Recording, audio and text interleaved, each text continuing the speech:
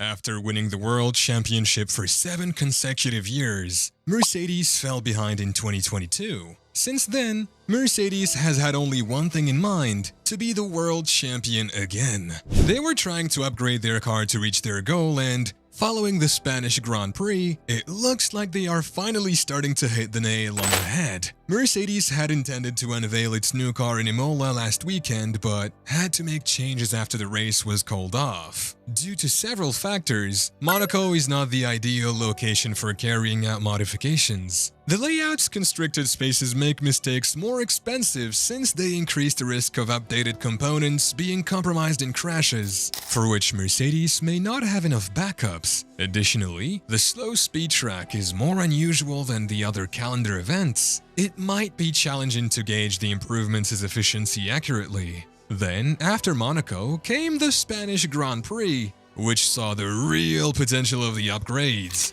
Mercedes finished second and third, winning 2 podiums. It was their best finish this season. Toto Wolff, the team principal of Mercedes F1, has his expectations in check. He said Mercedes needs a wake-up call earlier in the season, but that the W14 is now a good car. Let's keep our expectations real. There's such a long way to go in order to catch Red Bull. We just need to grind away, Wolff told the media. It's a good moment to see that the development direction is right. We just need to chip away, and we are really good at grinding. Once there is a setup direction and a development direction, we will just go for it. We have the advantage of development time. Today, the temperatures suited us. Not too hot, not too cold. The car was in a mega window. Now let's discuss the side pods of W14. The most obvious alteration is replacing the narrow side pods with a more traditional design that extends them higher and broader. The goal is to enhance airflow to the car's floor and back corner, increasing the aerodynamic load and producing more downforce. The car's design undoubtedly drew inspiration from various other vehicles. When we take a closer look, it's still very much a Mercedes idea. The automobile hasn't altered much regarding its side pods,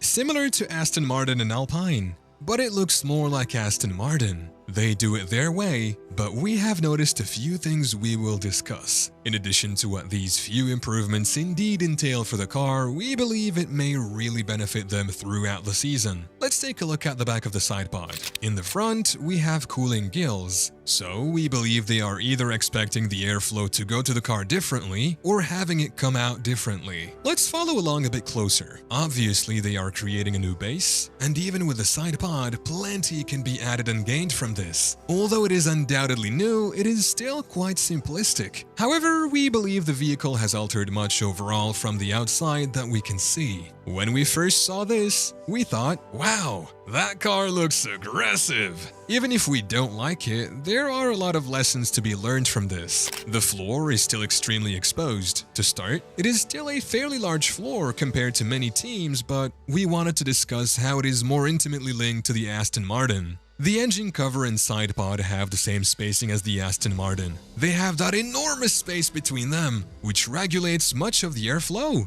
This is a Mercedes notice as well, and many other teams do not use this sort of design approach. By altering the floor design, they enhance the aerodynamic stress and the airflow to the rear diffuser, resulting in higher downforce. To try to boost downforce levels, the engine cover, rear wing, and rear corner winglets have all been changed on the back of the car. As you can see, the floor ends up splitting into 2 side pods, the exact same thing that Aston Martin uses to manage a lot of its downforce and give it the genuine beauty of the medium in slow speed bends is the floor that goes into its side pods and its engine covers. And it all intertwines. That is obviously a component of the automobile. But many more things go into it to give it that authentic performance. They need to perform many different things, it's not just one small thing. They also have an undercut, and when you look closely, it almost appears identical to the Aston Martin's undercut. The floor is still somewhat bizarre. However, it is clear that they have learned a thing or two about how to alter the floor to include this fundamentally new mindset. If you examine the floor and how the overall design is laid out, it simply extends all the way to the wing, making it more efficient. And this is something that only Aston Martin has really caught up on, with many other teams failing to implement it. Now, can Mercedes really extract full performance out of it? Well, after watching the Spanish Grand Prix, they sure did.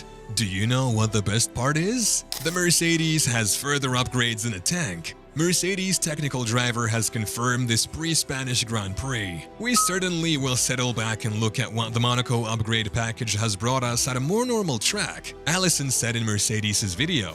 But we will also push on in parallel with a whole bunch more things. So there will be a little bit we're bringing to Barcelona and many more things in the races that follow. We can't afford to do everything sequentially. Although there's a sort of academic purity to that, it's just too slow. So the upgrades will keep coming. Hopefully a decent package will build upon what we put on the track in Monaco, and we just step forward from here up to the summer break and beyond. Well, it's time for the suspensions now. We really want to talk about this because it's a hot topic. Contrary to many other teams on the grid, the actual suspension and the process by which it is placed are very different. Many people are now discussing anti-dive and what it can actually do for the team. In fact, the RB19 can produce its finest performance with those brakes because of how quickly they can effectively stop the car. That is essentially one of the advantages Red Bull has. From Monaco to Barcelona, you can see that. Actually, the suspension and how it is installed and performed are what have changed with the automobile. This change is significant since they are trying to differentiate their suspension from others. The suspension is now being used to attempt to control the airflow. Let's take a look at the various automobiles: Mercedes, Red Bull, and Ferrari. Actually, when it comes to suspension, especially in the front, the Ferrari and the Mercedes are the most comparable to any other vehicle. They definitely have a superb rear suspension, which aids in tire management. But as we can see with Red Bull, this will aid in tire management by allowing them to brake much harder and truly extract more performance from the car. However, it will make it more challenging for them to set up the automobile. We know Monaco is a challenging track for improvements, but it has provided Mercedes with a few data points, Lewis and George with a sense of the vehicle, and it has really aided them in Barcelona.